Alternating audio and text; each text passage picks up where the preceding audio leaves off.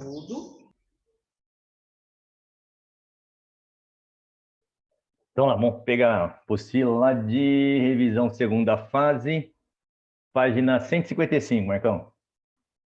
155, exercício 35. Deixa eu conferir se é isso mesmo. 155, exercício 35. Se você tiver qualquer dúvida aí, você me para, tá, Marcão? Eu vou te falando aqui. O importante aqui, ó, como são questões abertas, tá? O mais importante, eu acho que a gente não perder tempo em você copiar as respostas certinho aí. Depois eu mando para você lá no grupo, tá? As respostas, tá? Mas eu explico oralmente aqui, depois tem a resposta aqui, né? A resposta, né, bonitinha aqui, mas, né, depois eu passo para você e você vai conferindo aí. Então, o importante é vocês, né, você aí entender aí, né, a resposta. Então, lá, 35 aí da Unifesp lá. Em Galápagos, Charles Darwin fez várias observações sobre os tentilhões, aves que habitam diferentes ilhas desse arquipélago. Em uma dessas ilhas, tais observações levaram às seguintes constatações. Primeiro, os tentilhões pertenciam a várias espécies distintas. 2. Algumas dessas espécies habitavam a vegetação esparsa, próxima ao solo, e outras habitavam o alto das árvores da vegetação mais densa. 3. Os diferentes tipos de bicos encontrados nessas espécies estavam associados à obtenção de diferentes tipos de alimentos, segundo o ambiente em que viviam. Usando exclusivamente as informações do texto, responda. Tá? Então, só uma observação aqui, questão aberta, tem que estar muito atento aí, tá? Aqui tem um aspecto importante na pergunta, ele falou usando exclusivamente as informações do texto, tá? Normalmente não é isso que ele fala na pergunta, normalmente ele fala usando as informações do texto e os conhecimentos sobre o assunto, tá? Aqui não, usando exclusivamente as informações do texto, tá? O que você poderia responder baseado nessas três observações, nessas três constatações, tá, que o Darwin fez? Ó. Então, a primeira pergunta. A ilha é habitada por duas populações de tentilhões?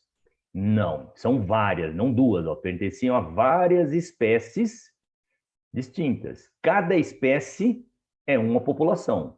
Se são várias espécies, são várias populações, certo? Então, a ilha é habitada por várias espécies, portanto, por várias populações, não apenas por duas. Pois ele falou o seguinte aí no item ainda, ó. Os tentilhões presentes nessa ilha ocupam dois diferentes hábitats. Justifique suas respostas. Então, lá, primeira resposta lá, são várias populações, porque são várias espécies distintas. E depois, são dois hábitats diferentes? Correto, são dois hábitats. Lembrando, qual que é o conceito de hábitat? É o local físico, local geográfico onde você encontra uma espécie. Ele descreveu detalhadamente dois. Qual? Tá? Próximo ao solo, isso é um hábitat. Tá? Vegetação esparsa próxima ao solo. Então, um habitava população esparsa próxima ao solo. Isso é um hábitat. E outras habitavam o quê? Habitavam o alto das árvores, da vegetação mais densa. Então, ele está descrevendo aí detalhadamente dois locais diferentes. Tá? A vegetação esparsa, próxima ao solo, e a outra, alto das árvores, da vegetação mais densa. Então, realmente, são dois hábitats diferentes. Tá? Então, dois hábitos diferentes. Um é a vegetação esparsa, próxima ao solo, outro é a vegetação densa do alto das árvores. Tá? Depois, no item B, ele perguntou o seguinte, ó, nas condições apresentadas pelo texto, ocorre competição interespecífica por espaço e alimento nessa ilha? Justifique sua resposta. Então, lá, ocorre competição por espaço? Provavelmente sim. Por quê? Ó, algumas, tá? Ele falou que tinha duas, são algumas. Algumas espécies viviam próximas ao solo e outras espécies viviam no alto das árvores. Então, as espécies que viviam próximas ao solo, não apenas uma, são várias, estavam competindo por espaço. As espécies que viviam nos altos das árvores também estavam competindo por espaço. Então, existe competição por espaço, sim. Agora, competição por alimento? Competição por alimento, não. Por que você pode deduzir que não? Porque ele deu na afirmação 3, ó. Os diferentes bicos encontrados nessa espécie estavam associados à obtenção de diferentes tipos de alimentos. E, portanto, como eles obtinham alimentos diferentes, eles não estavam competindo por alimento. né? A justificativa está na afirmação 3, onde ele falou que os bicos eram diferentes, tá? Então, aqui a resposta: não, a ilha é habitada por várias espécies distintas, cada espécie forma uma população. Depois, sim, ó, os tentilhões ocupam hábitats distintos na ilha, pois alguns vivem na região esparsa, vegetação esparsa, próxima ao solo, enquanto outros habitam alto das árvores, vegetação mais densa. E no item B, sim, pode-se considerar que haja competição por espaço, tá? Mas não por alimento, porque as espécies ocupam diferentes nichos ecológicos, apresentando bicos diferentes conforme o alimento. Então, eles comem coisas diferentes. Certinho? Claro? Tá? Então, lá, no 36 aí da Unicamp, ó. O fóssil de um vertebrado quadrúpede, tá?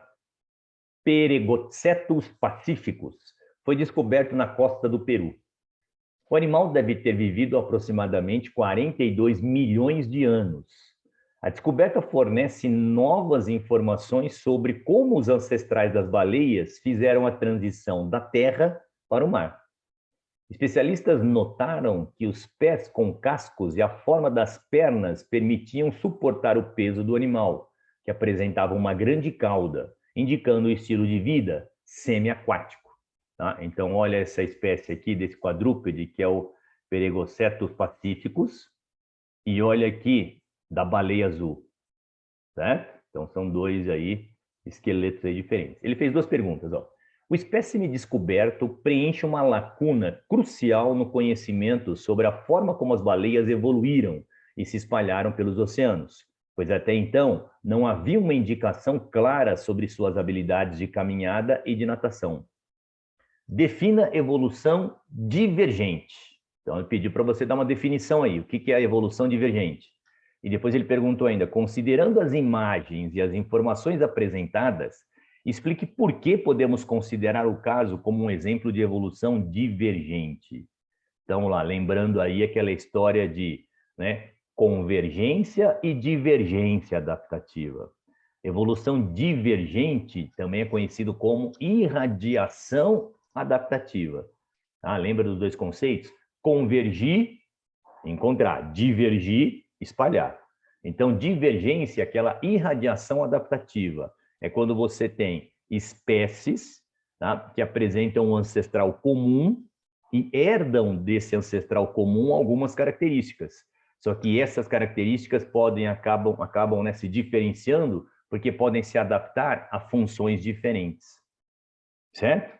Tá? Então, isso é uma evolução divergente, ou seja, espécies que apresentam ancestral comum podem apresentar estruturas, lembrando, homólogas, de mesma origem embrionária, tá? Estruturas homólogas que podem apresentar funções diferentes devido a quê? Devido a adaptações diferentes, tá? Para cada tipo de modo de vida, certo? E por que esse caso aí, tá, é um caso que poderia ser considerado que uma evolução divergente? Porque você tem o quê? Você tem provavelmente uma relação evolutiva entre esse quadrúpede e a baleia. E esses órgãos são órgãos o quê? Homólogos, certo? Tá? Mas se adaptaram a funções diferentes. Tranquilo? Pois ele falou o seguinte no B, ó.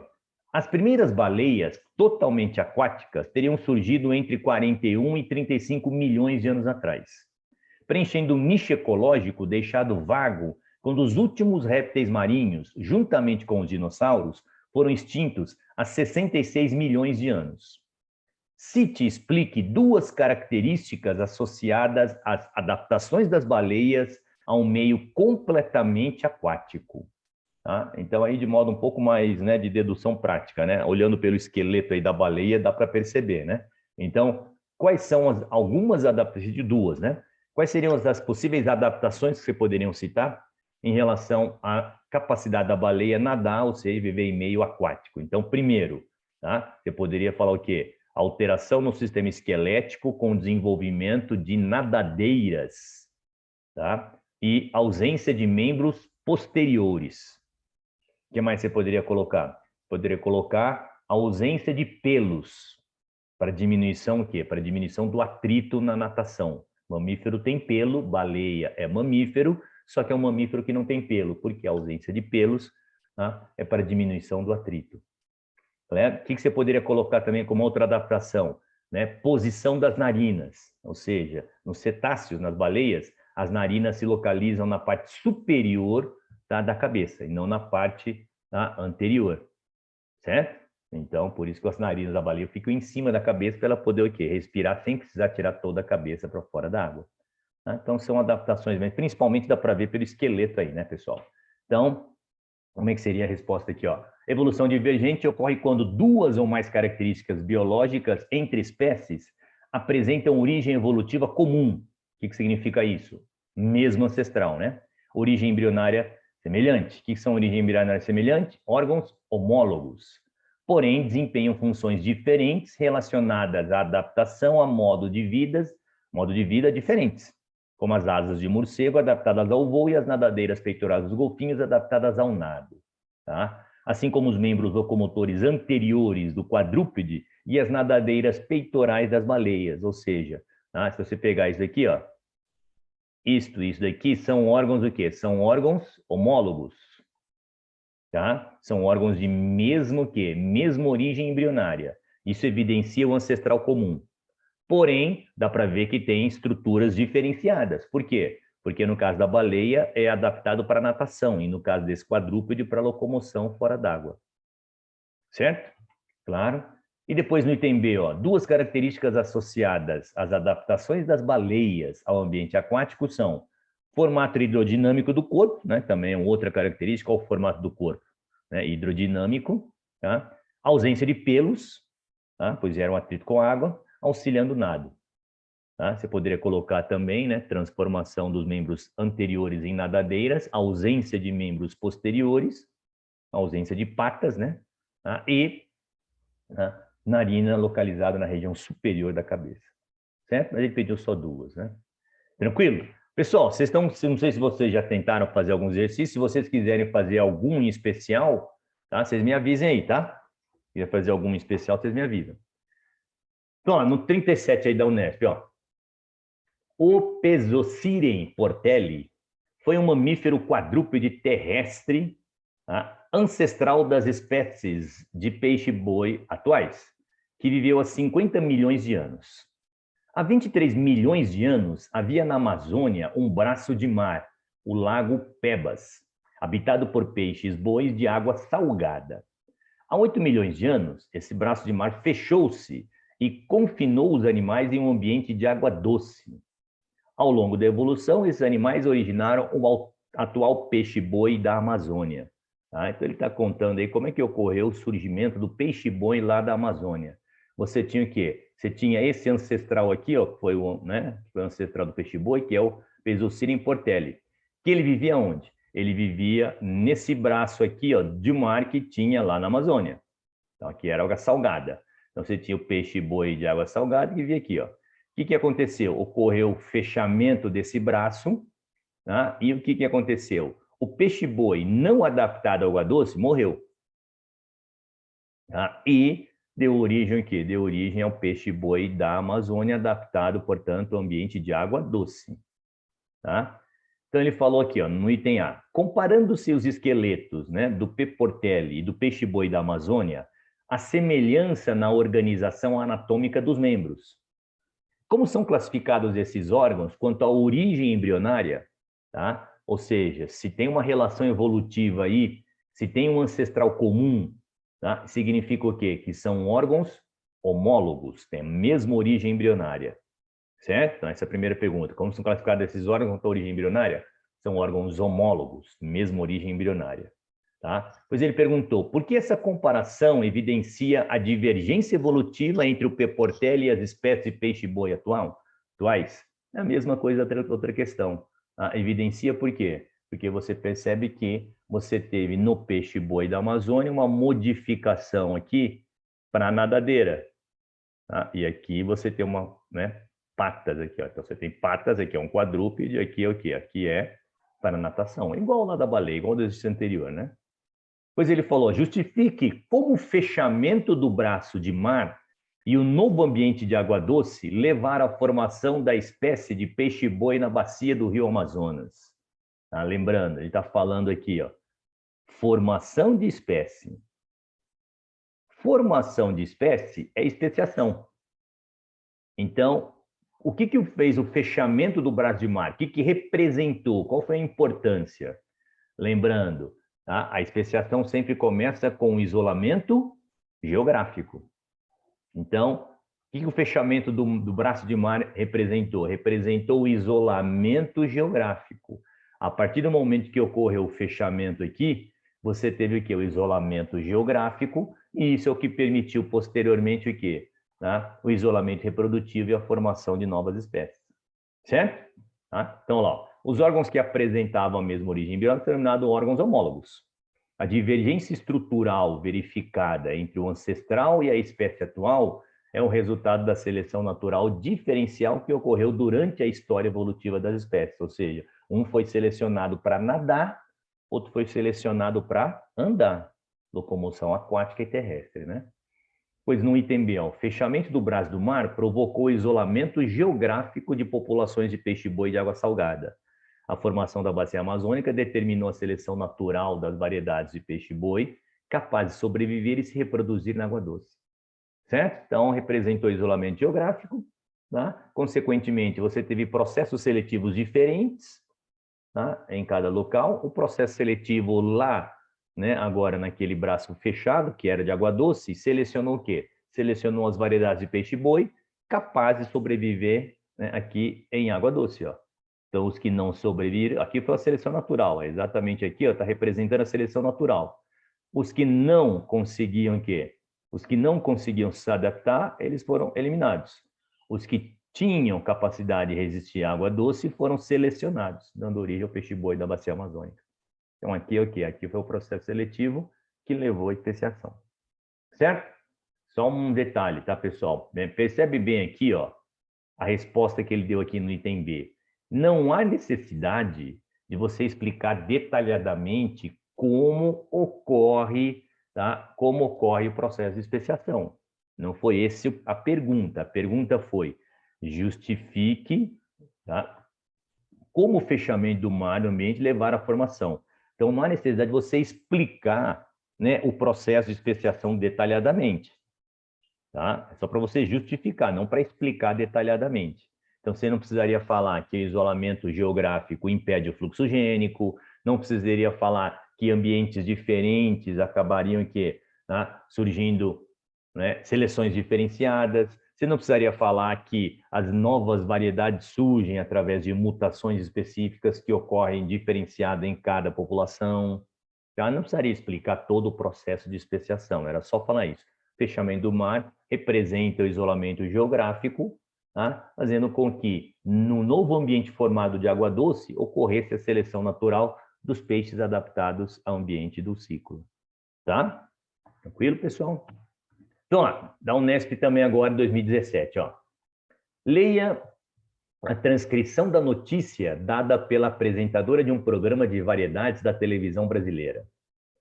No fim de semana passado, uma criança caiu dentro da jaula de um gorila no zoológico de Cincinnati, nos Estados Unidos.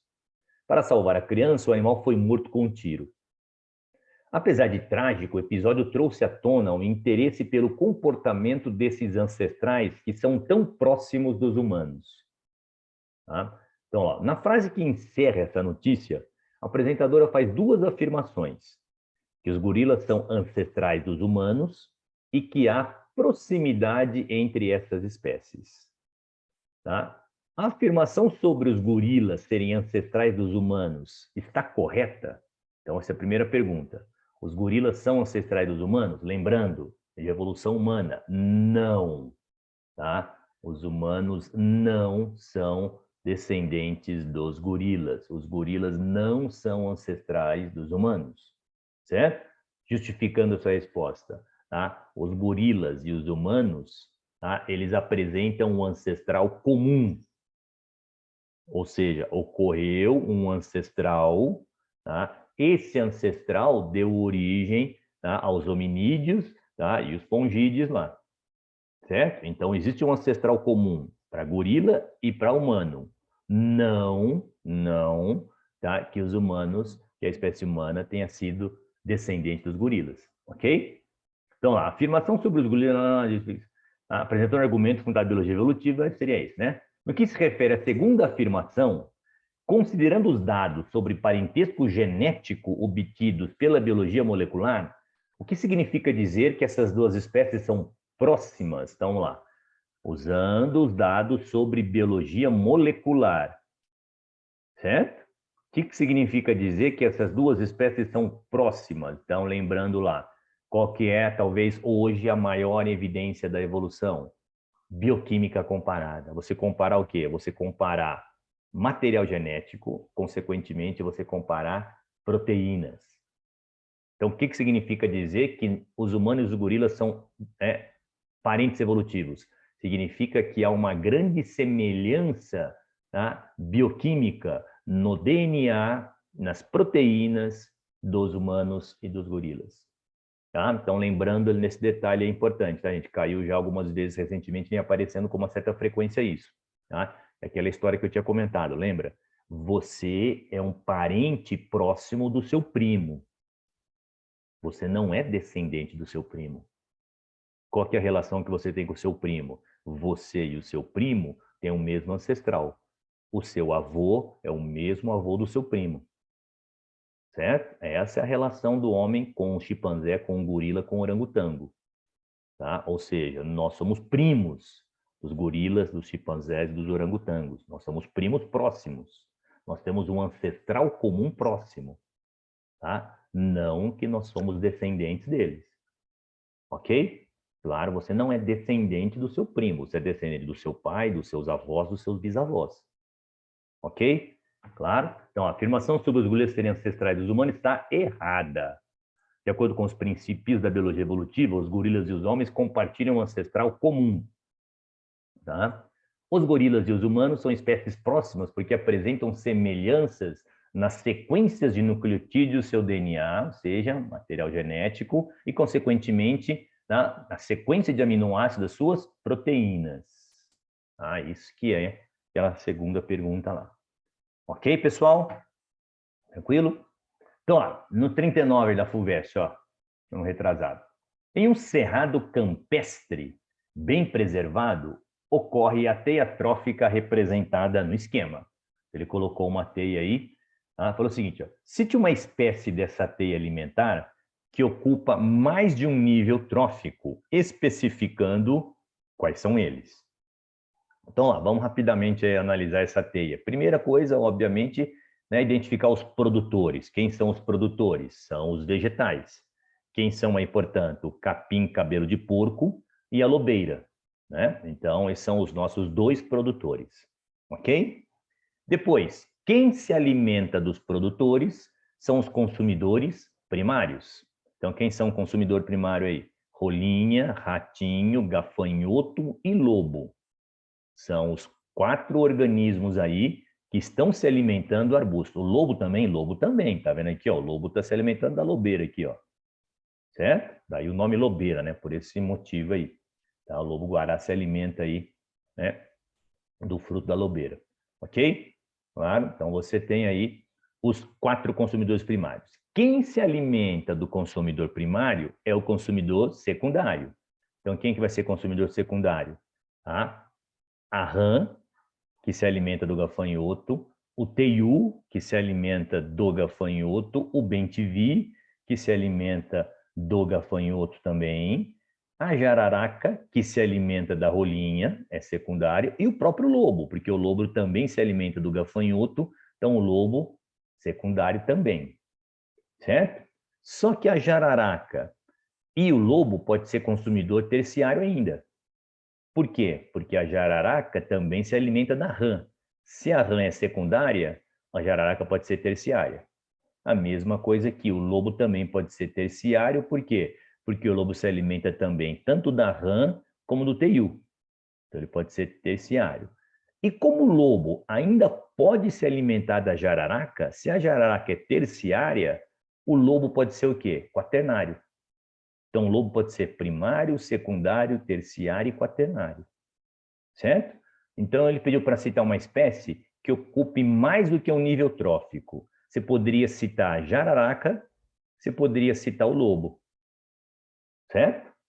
Tá? E aí você especificando, a jararaca seria consumidor secundário, terciário, o lobo poderia ser consumidor primário, secundário, terciário e quaternário. Tá? Poderia citar um dos dois. Tanto faz, tá? Cite 5 espécies de uma cadeia alimentar que faça parte desta teia. Desenhe um esquema da pirâmide de energia desse ambiente. Então, lá, se ele quer 5 espécies, é porque eu tenho que chegar ao quê? Eu tenho que chegar, né, até o consumidor quaternário. Ok? Tá? Só uma observação importante aqui, pessoal. Quando ele fala qual nível trófico, então vamos aqui uma coisa que confunde muita gente, hein, pessoal? Por exemplo, a jararaca, quando ela é consumidor secundário, ela representa o terceiro nível trófico. Porque o primeiro nível trófico sempre é o produtor. Então, o consumidor primário, por exemplo, aqui a rolinha, ela é o segundo nível trófico. Certo? Ah, mas é consumidor primário. Eu sei que é primário, mas é o segundo nível trófico, porque o primeiro sempre é o produtor. Então, muita atenção na pergunta. Se ele qual nível trófico ele é? Nível trófico, ele é o segundo nível trófico, representando o consumidor primário. Certo? Mas é o segundo nível trófico aí. A rolinha, o ratinho e o gafanhoto. Ok? Então, se são 5 espécies, o único que pode ser aqui, ó, consumidor quaternário, portanto, pode ter uma cadeia com 5 espécies, seria o lobo. Então, qual que seria, tá, uma cadeia com 5 níveis? Você poderia começar aqui tanto com o capim, como com a lobeira. Tanto faz, né? Então, você poderia vir aqui, ó, capim ou lobeira, depois o gafanhoto primário, tá? Depois você teria a rã secundário, depois você teria a jararaca terciário e o lobo-guará quaternário. Então ficaria 1, 2, 3, 4, 5. Poderia vir pelo teiu? Também poderia. Poderia ser lobeira ou capim do porco, né? Gafanhoto, teiu, jararaca e lobo. Poderia ser por aqui também. Tá? Então, na verdade, você teria várias cadeias que você poderia ter 5 níveis. Ó. Capim, gafanhoto, rã, jararaca, lobo. Poderia ser capim, gafanhoto, teiu, jararaca e lobo. Poderia ser lobeira, gafanhoto, rã, jararaca e lobo. Lobeira, gafanhoto, teiu, jararaca e lobo. São várias, poderia ser, tá? Pirâmide de energia, sempre decrescente. Mas não interessa qual que você escolheu. Tá? Não interessa qual cadeia que você escolheu, sempre decrescente, tá? Então, lá. Com relação à dinâmica dessa teia alimentar, descreva o efeito indireto da extinção local do bem-te-vi sobre a população do predador de topo destas teias, ou seja, aquele que preda sem ser predado por nenhum outro componente da teia. Caso o capim do porco venha a sofrer uma grande queda em sua biomassa, qual interação biológica seria esperada entre os consumidores primários que se alimentam desse recurso? Então, lá, são 2 perguntas que ele fez aí, pessoal. Tá? Então, ele fez 2 perguntas aí. Primeiro, o que aconteceria com o consumo de topo? Quem que é o consumidor de topo? É o último consumidor, como ele falou. Preda sem ser predado. Quem que é o consumidor de topo? O lobo-guará. Ninguém está se alimentando do lobo. Ó. Certo? Então, o lobo-guará é o consumidor de topo. Certo? O que ele está falando? Qual que vai ser a consequência para o lobo-guará a extinção do bem-te-vi? Se acabar o bem-te-vi. Certo? Na verdade, você tem 2 possibilidades aqui, né? Qual seria a primeira possibilidade? Ó? Com a eliminação do bem-te-vi, aumentaria o gafanhoto. Aumentando o gafanhoto, tá? Você poderia aumentar o lobo. Ou, o que poderia acontecer? Aumentando o bem-te-vi, aumentaria gafanhoto, diminuiria a lobeira e prejudicaria o lobo. Então, na verdade, você tem 2 possibilidades. Ou a população de lobo poderia aumentar ou diminuir. É difícil a gente saber o que vai acontecer. Não dá para afirmar. Então, você tem que colocar as 2 opções. Ou a população de lobo aumentaria pelo aumento na disponibilidade de gafanhoto, ou a população de lobo diminuiria pela redução na população de lobeira. Certo? Tá? Então, você tem essas 2 possibilidades. Tá? Porque não falou nada, ele não falou se o lobo come mais gafanhoto ou se ele come mais lobeira, não dá para saber. Certo? Pois ele perguntou ainda, no mesmo item, ó. Caso o capim cabelo de porco, esse daqui, ó, diminua muito a sua biomassa, qual a interação biológica esperada entre os consumidores primários? Quem são os consumidores primários? Rolinha, ratinho, gafanhoto e lobo, né? Vocês esperam desse recurso? O que aconteceria? Desculpa, né? O lobo-guará não come o capim, então o lobo-guará está fora. Seria o quê? A rolinha, o ratinho e o gafanhoto. O que aconteceria? Aumentaria a competição interespecífica, porque ficaria com menos comida para eles teriam que competir mais pelo alimento. Então aumentaria a competição, né? Então lá, jararaca pintada é uma espécie que pode ocupar o terceiro nível trófico como consumidor secundária e ocupar o quarto nível trófico como consumidor terciário. Você poderia colocar também o lobo, né? O lobo são várias. E depois uma cadeia aqui, ó, capim, gafanhoto, rã, jararaca e lobo, né? Tem várias outras, como eu já mostrei. Pirâmide de energia, sempre decrescente. Sempre decrescente, tá? Aí depois no C, ó, caso o bem-te-vi sofra extinção local, haveria duas possibilidades para o lobo-guará. Primeiro, aumentaria a população de gafanhoto verde, consequentemente aumentando a população do lobo. Primeira opção, primeira possibilidade. Segunda, com o aumento de gafanhotos, haveria diminuição na população de lobeira, diminuindo a população de lobo. Tá? Então você tem duas opções aí. Caso o capim, cabelo de porco, sofra uma grande queda em sua biomassa, haveria competição interespecífica entre os consumidores primários, rolinha, ratinho, tá? E gafanhoto, pois são os que se alimentam dele. Ok? Então, essa parte de ecologia, pessoal, é bom senso, tá? Essa parte de ecologia é o quê? Essa parte de ecologia é dedução, tá? Cada caso é um caso específico, muita interpretação de gráficos, de esquemas, tá? Então, é só você analisar aí. Ok? Vamos fazer, ó, FUVEST aqui, ó. Os gráficos mostram informações sobre fatores abióticos de 4 locais. L1 a L4, todos eles cobertos por vegetação nativa. Então, o que ele colocou? Ó?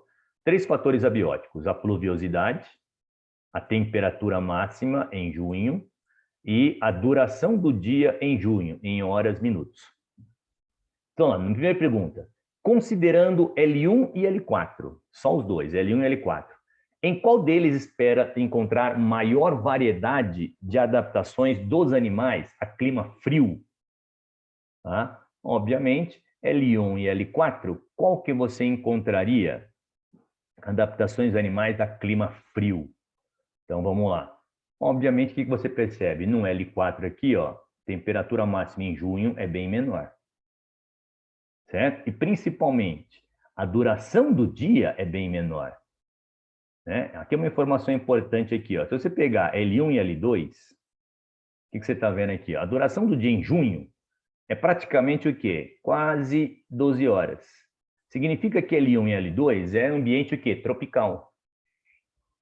Certo? É ambiente tropical. Tá? Então, qual que vai ter animais adaptados a clima frio? No L4, né? Dá para ver, né, que a temperatura aqui é mais baixa e dá para ver porque, né, o dia dura bem menos. Então, é um ambiente mais temperado. E depois ele falou, considerando L2 e L3 agora, em qual deles será maior a produtividade primária bruta em um campo nativo ao longo de um ano? Justifique sua resposta. Tá? L2 e L3 agora. Qual será a produtividade primária bruta em um campo nativo ao longo de um ano? Se você pegar entre L2 e L3, o que acontece? Tá? Você vai ter L2, vai ter uma temperatura mais alta em junho, e L2 vai ter mais incidência de luz, ó, duração do dia maior. Então, com certeza, no L2. Certo?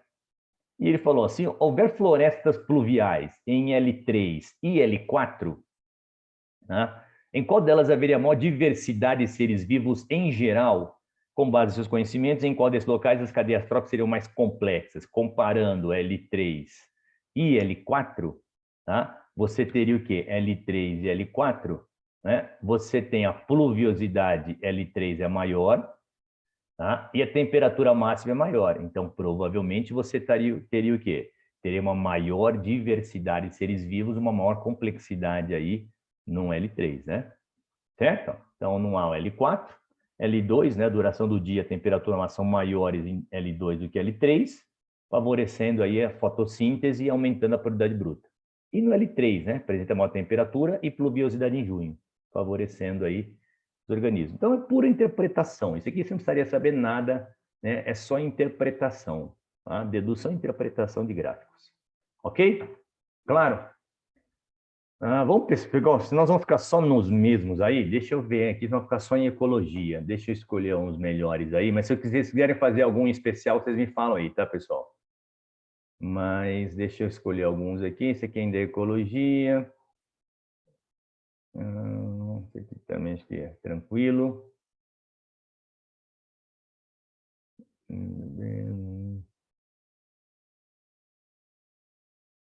Esse também acho que é tranquilo.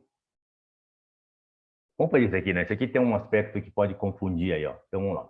42, pessoal. Pulem lá para 42, ó.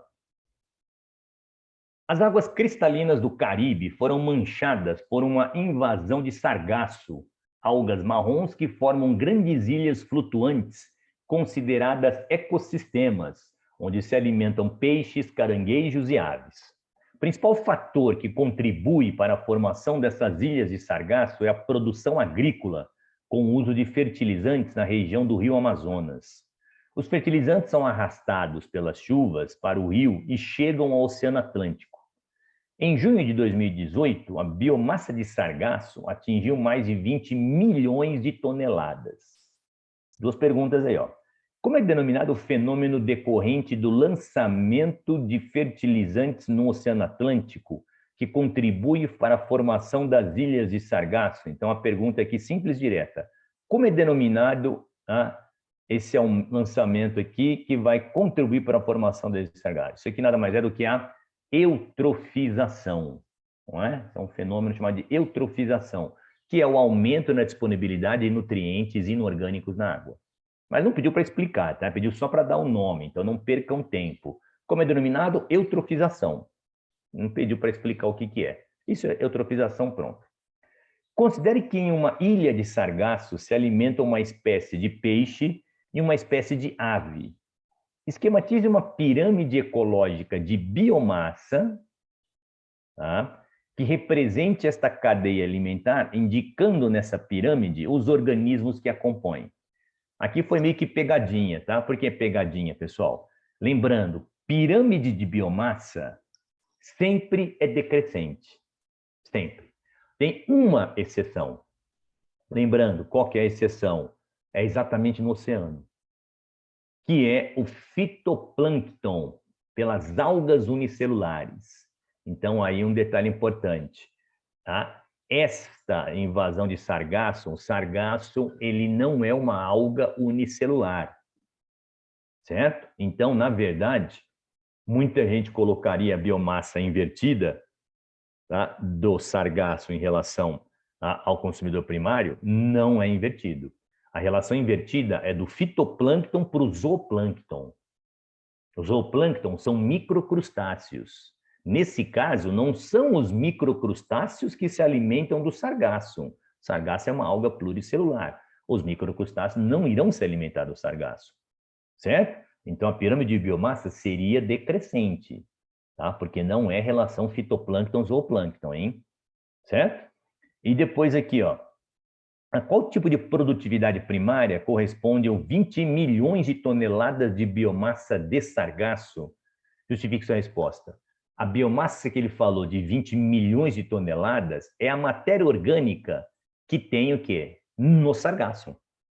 Isso é o quê? A produtividade primária líquida. É toda a matéria orgânica que foi produzida na fotossíntese do sargaço, menos a matéria orgânica que eles já gastaram na respiração. É o que sobrou, é o que está, portanto, nele. Certo? Por quê? Porque eles produzem glicose na fotossíntese, mas o sargaço degrada também glicose na respiração. Então, o que sobra é o que está presente nele, que é a produtividade primária líquida. Tá? Então, o fenômeno é a eutrofização. A pirâmide ecológica ficaria o sargaço, o peixe e a ave, como ele falou lá no enunciado, né?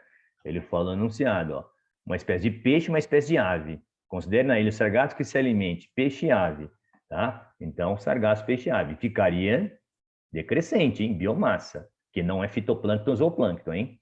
Tá? E as 20 milhões de toneladas de sargaço correspondem à produtividade primária líquida.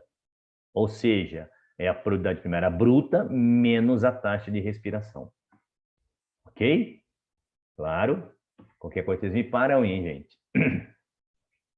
Essa é do tapiti, acho que nós já fizemos, gente.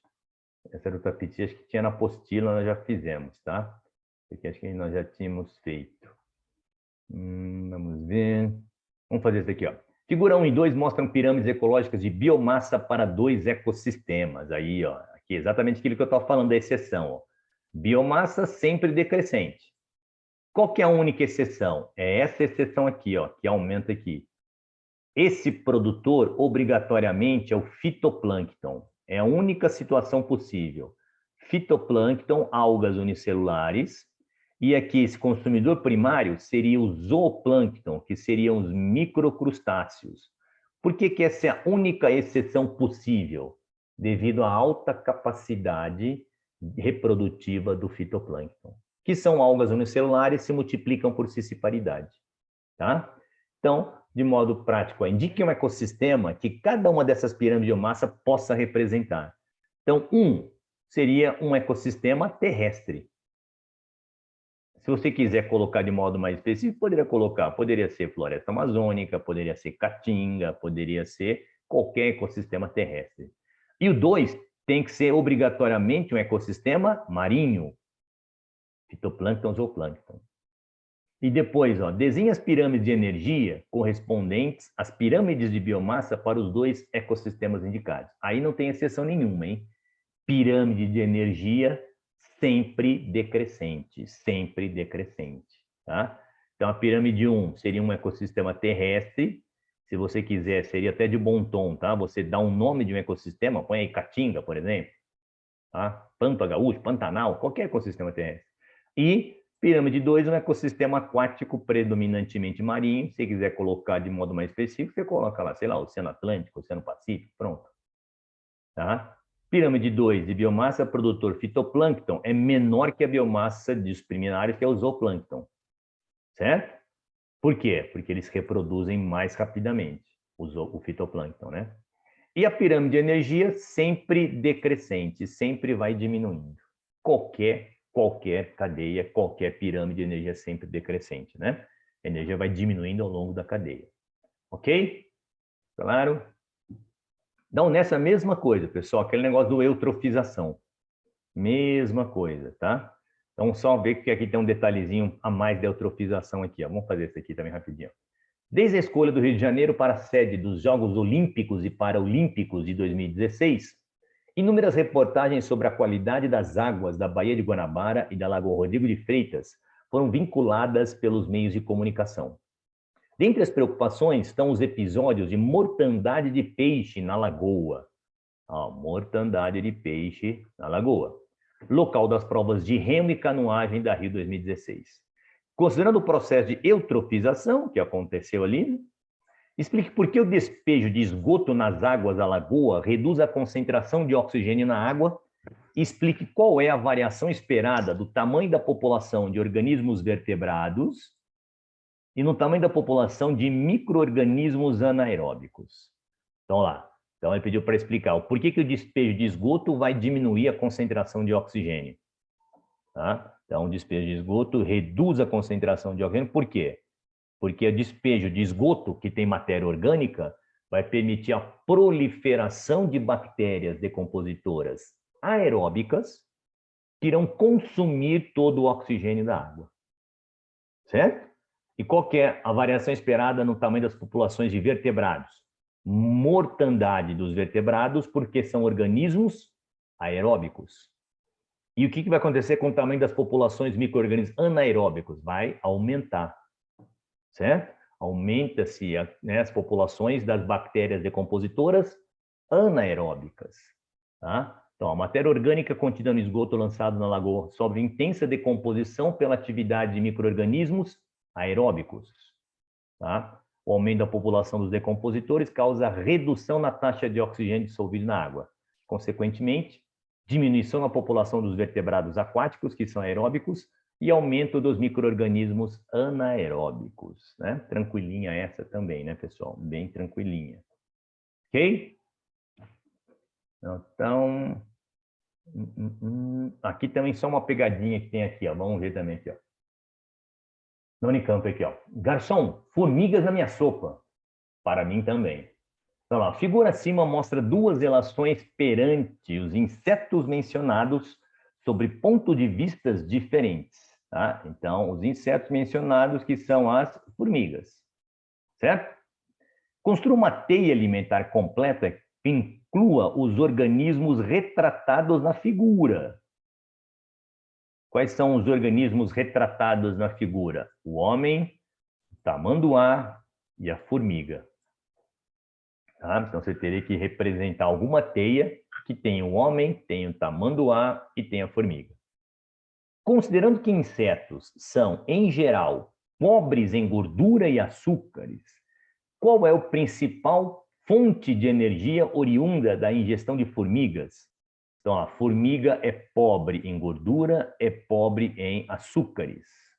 Qual que é a principal fonte de energia oriunda da ingestão de formigas? Vai ser as proteínas. E o que acontece com esse nutriente no estômago humano? Aí a parte mais de fisiologia agora. O que acontece com a proteína no estômago humano? As proteínas são hidrolisadas no estômago pela ação da pepsina, tá? Que hidrolisa as proteínas, liberando peptídeos menores. Não é isso? Então, ó, aqui uma teia alimentar. Tem que ter planta também, né? Aí falou, mas ele falou, né? Ele falou para colocar apenas os organismos mencionados. Mas tem que ter sempre um produtor. Aqui ele não indicou um produtor, certo? Tá? Então, planta, que seria o produtor, formiga, que come a planta, o tamanduá, que come a formiga, e o homem. O homem pode comer a formiga, pode comer tamanduá. Eu sei que não é comum comer formiga, muito menos comer tamanduá, né? Mas tem que representar. Então, o homem poderia comer a planta, poderia comer a formiga, poderia comer o tamanduá. Se você não tivesse colocado essa setinha, até estaria correto também, tá? É um homem comer tamanduá, acho que não é muito comum, né? Gilson? O pessoal não vai lá na serra comer os tamanduá que tem lá, né? Certo? Claro. E, ó, a ingestão Ainda das bem, formigas... Renato. Ainda bem, exatamente, ainda bem, né? Tá? A ingestão das formigas fornece proteínas como fonte de energia. Então, proteínas. E no estômago, elas são hidrolisadas, né? São digeridas pela ação da pepsina, né? E são quebradas, liberando o quê? Peptídeos menores. Tá? Certo? Essa também tranquilinha, né, pessoal? Então, aqui. Ah, isso aqui é bacana também, ó. Isso aqui também é uma interpretação que vocês têm que prestar atenção. E eu acho, deixa eu ver se é essa daqui, eu acho que, se eu não me engano, faltou na apostila de vocês esse gráfico aqui, tá, gente? Eu estava conferindo lá e faltou nessa questão, faltou exatamente, lá na página 159, né, exercício 47, faltou esse gráfico aqui, ó, que fazia parte da questão, tá? Esqueceram de colocar aí. Mas isso dá até para responder, mas sem o gráfico é mais difícil. Então, lá, na costa oeste da América do Norte, as comunidades marinhas que ocupam a zona rochosa entre marés são biologicamente diversas. Nessa zona ocorrem mexilhões da espécie Mytilus californianus, que é dominante. Tá? Então, ele falou uma característica importante, ó, essa espécie é dominante. Tá? E concorre fortemente por espaço, então, ó, compete por espaço, com as demais espécies presentes. A estrela do mar, Pisaster ocraceus, é o principal predador. Isso, faltou mesmo, né, Bruno? Eu reparei lá, faltou esse gráfico aqui, não tem lá. Exato. Então fica difícil responder, né? Então ele falou, essa espécie de predador, que é o Mytilus californianus, tá? Ele falou que tem essa estrela do mar que preda esse mexilhão, além de outros animais, outros organismos, né? Como ilustra a teia alimentar, em que a espessura das setas é proporcional à frequência de alimentação. Isso aqui foi uma informação importante, tá? A espessura das setas é proporcional à frequência de alimentação. Então, você vê aqui, ó, que essa estrela do mar, ela come o quê? Ela come preferencialmente o Mytilus e come preferencialmente o quê? A craca. Certo? Então, o que ela mais come. Da mesma maneira que essa Thais clavigera come preferencialmente a craca também, ó. Tá? Então, quanto mais grossa for a seta, o que está comendo mais. Robert Payne, pesquisador da Universidade de Washington, realizou um experimento no qual examinou o efeito da remoção de Pisaster ocracels sobre o número das demais espécies presentes nesta zona ao longo de 10 anos. Os resultados estão apresentados. Então, ele falou o seguinte, ó, com a estrela, tá? Aqui é o número de espécies presentes. Com a estrela, dá para perceber que o número de espécies foi bem maior. Quando ele retirou a estrela, caiu o número de espécies. Certo? Então, lá. Ele fez duas perguntas. Em qual nível trófico da teia alimentar a energia química disponível é menor? Justifique sua resposta. Sempre, onde que a energia vai ser menor? No último consumidor, no consumidor de topo. No nosso caso, é a estrela aí, o Pisaster ocracels. Tá? Por quê? Porque a energia diminui ao longo da cadeia. Certo? Depois ele perguntou, por que a retirada do Pisaster ocracels interferiu no número de espécies presentes na zona entre marés que o experimento foi realizado? Então, lá, o que aconteceu? Essa estrela, o Pisaster, ela come bastante o quê? Bastante o Mytilus. Certo? É o que mais come, dá para ver aqui pela espessura dessa seta aqui, ó. Tá? Então, ela come bastante o Mytilus. Então, provavelmente o que aconteceu? Como o Mytilus é a espécie dominante e concorre por espaço, provavelmente o que aconteceu? Com a eliminação da estrela, ocorreu um aumento na população do Mytilus, do mexilhão, que, como ele é uma espécie dominante, acabou ganhando a competição pelo espaço com as outras espécies, diminuindo, portanto, o número de espécies nessa região. Certo? Então, ó, a espécie Pisaster ocracels, né? Ele está perguntando onde que você vai ter menor teor de energia. É o consumidor de topo, né? Essa espécie é consumidor de topo. E a energia é decrescente ao longo da cadeia. Então, ó, no B, as estrelas do mar são as principais predadoras da espécie Mytilus californiana. E a sua retirada da zona entre marés estimula o aumento dessa população de mexilhão, aumentando a competição entre os consumidores primários. Então, iria aumentar a competição entre esses aqui. E quem ia ganhar a competição? O Mytilus, porque ele falou que é a espécie dominante. Certo? Por isso que diminuiu aqui a diversidade de espécies com a retirada da estrela. Ok? Mesma coisa, tá, pessoal? Aquilo que eu já tinha comentado. Tá? Ecologia é interpretação e dedução lógica, tá? Certinho, certinho, certinho. Essa aqui do ano passado, ó. Essa aqui foi uma questão, né, multidisciplinar aí, né, na parte, talvez, aí de interpretação e de razão e que o pessoal confundiu. Mas, basicamente, era interpretação também. Ó. Vamos fazer isso aqui que muita gente confundiu ano passado. Ó. Os gráficos mostram o número de indivíduos de duas espécies de peixes, espécie A e espécie B, no início e no final de um experimento realizado em tanques, 5 sombreados e 5 expostos ao sol. Nos tanques expostos ao sol, os microcrustáceos, alimento exclusivo dos peixes, atingem maior tamanho devido à maior abundância de fitoplâncton.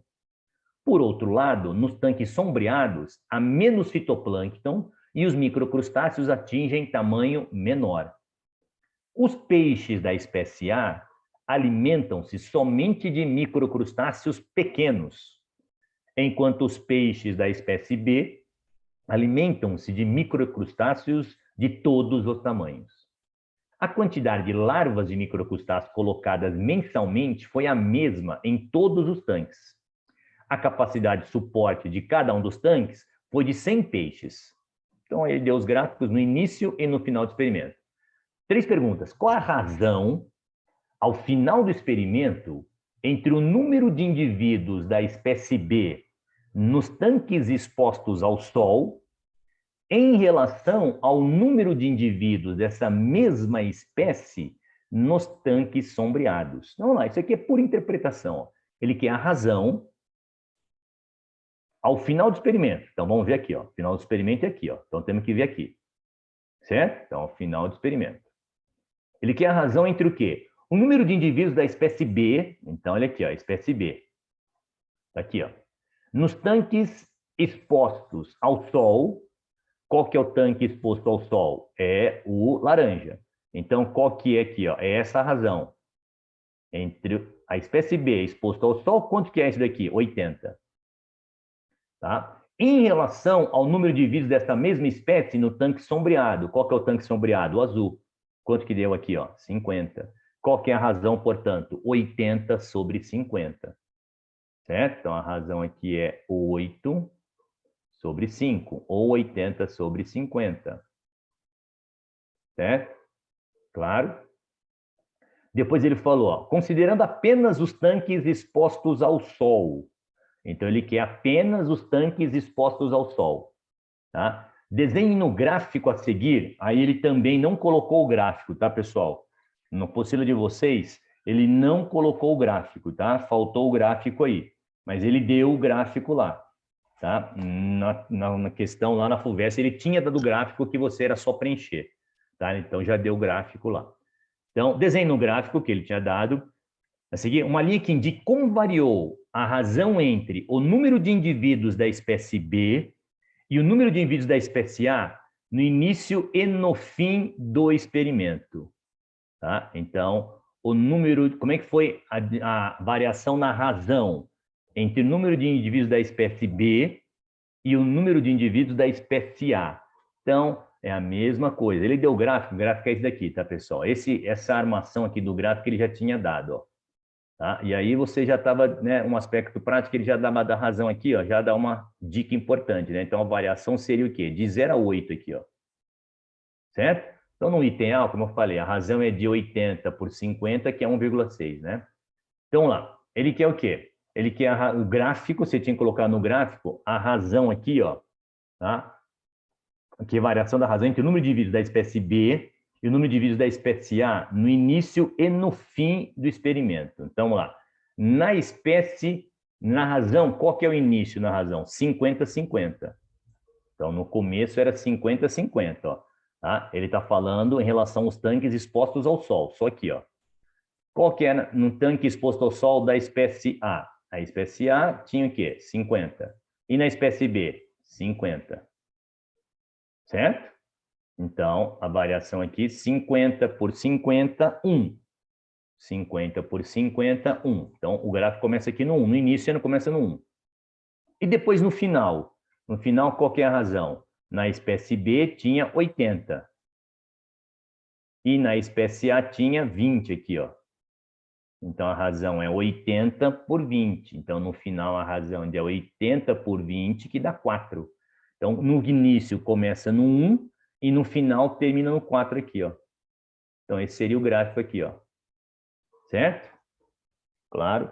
Então, isso é por interpretação aí, né? Mais em matemática aí, gráfico, interpretação de gráfico do que de biologia aí, né? Ok? E depois no C, ó. Cite a interação biológica entre as duas espécies de peixe que explica a diferença no número final de indivíduos dessa espécie nos tanques expostos ao sol. Tá? O que acontece, né? Qual que é a interação biológica entre as duas espécies? Competição. Tá? Então, o que acontece é a competição interespecífica. Agora, por que deu diferença? Né? Por que deu diferença aqui nos tanques expostos ao sol? Ó? Aqui deu 80, aqui deu 20. Por quê? Porque na espécie B, elas consomem o quê? Elas consomem microcrustáceos de vários tamanhos. Enquanto a espécie A só se alimenta dos microcrustáceos pequenos. Então, no tanque exposto ao sol, os microcrustáceos crescem mais. Favorece a espécie B. Certo? E prejudica a espécie A, que só come os pequenininhos. Tranquilo? Claro? Tá? Então, interpretação pura aí, tá, pessoal? Então, vocês vão encontrar, principalmente FUVEST e UNESP, tá, pessoal? Questões desse perfil. Muita interpretação. Tá? Então, mudou muito, tá? Só uma observação que é bem prática aí, tá? É muito diferente os vestibulares feitos pela própria VUNESP, só que para as faculdades particulares de medicina. E algumas também, né, estaduais, não todas particulares. Mas, por exemplo, FAMEMA, FAMERP, né, Unifran, né, Unifacef, essas universidades de medicina, tá, FAMECA, que são vestibulares feitos pela Unesp, são vestibulares que têm um nível de aprofundamento de conteúdo em biologia muito maior nas questões dissertativas. Diferentemente do que acontece na Unesp e na FUVEST, a Unicamp também, tá? Nas três, Unicamp, FUVEST e Unesp, tá? Nas questões dissertativas, mesmo na segunda fase, tá? Você não tem um aprofundamento de conteúdo tão grande, mas você tem um nível de dificuldade de interpretação de enunciado maior, com gráficos, com esquemas, certo? Então, se você reparou, por enquanto não teve nenhum conhecimento tão aprofundado em biologia, tá? Já tinha, isso aqui acho que nós já tínhamos feito também, tá, pessoal? Na apostila acho que já tinha lá, isso aqui já tinha feito. Ah, isso aqui também acho que é tranquilo. Vamos fazer alguns aqui mais para frente, pessoal. A gente fica só com ecologia. Vamos ver aqui. Também ecologia, trofização.